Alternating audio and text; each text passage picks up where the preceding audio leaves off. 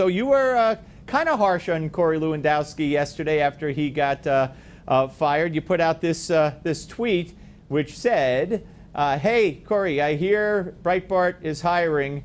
And of course, you were formerly at Breitbart and left there after the whole incident with Corey. What's your take on his firing yesterday? Well, I'm not going to say that I'm pleased or happy. I don't want to celebrate someone losing their income, especially, he has a family and whatnot. But I do think that he probably wasn't very good at his job. He was involved in controversy after controversy, and the Trump campaign is trying to move into a different phase of the election, and he probably wasn't what they need right now. So it wasn't so surprising. The most surprising thing, I think, is how long he was on the campaign. So you're surprised it took so long. Let me ask you this, though. You say you don't want to see him lose his job or his income, yet you tried to put him in jail for grabbing your arm. No, I didn't try to put him in jail for grabbing my arm. Well, what did you think would happen? The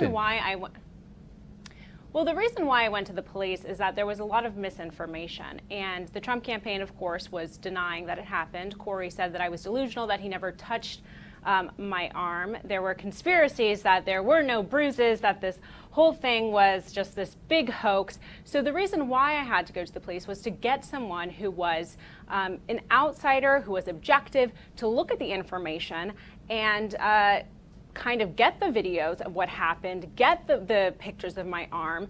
And when I spoke to the prosecutor, I told the prosecutor, look, I don't want to go to court. All I want is an apology. We agreed to that beforehand. They decided not to prosecute, which wasn't surprising. Wait. The prosecutor conducted an investigation with a preconceived condition that there would be no court case, that the prosecutor would aim to get you an apology? That's what you're telling me?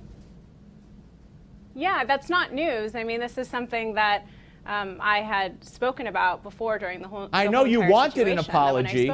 I know you wanted an apology, but why would a prosecutor spend taxpayers' money when you're saying, I mean, if a wife is beaten by her husband and she doesn't press charges, I don't think that she could say, hey, go ahead with the investigation. I don't want anything to happen to him. I don't want to go to court, but I want him to apologize.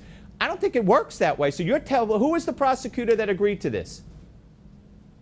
Well, obviously he didn't agree to, because it didn't happen. Look, I'm here to talk about my book. I understand that, but you said you feel bad that the guy was fired. A lot of this stuff has already been spoken. But you're not making sense here. Let's go back to the book, Barons of the Beltway, and let's put up 45 and go back to the Lewandowski case. I lost my balance and nearly fell to the ground. That moment started a whirlwind I didn't ask for and didn't want, and a story that took on a life of its own. I don't know anybody who has seen the video and agreed with your assessment that you almost fell to the ground. And again, you pursued this, and many would say you pursued it for your own PR benefits.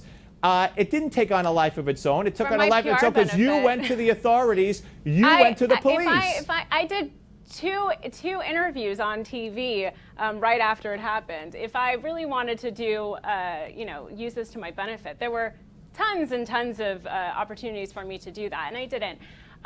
But I have to run. I am on a tight schedule. Well, you agreed. It seems as though you do not want to talk about my book. That's in your book, Michelle. That's a quote from your book, Michelle. It's a quote from your book. Is it not?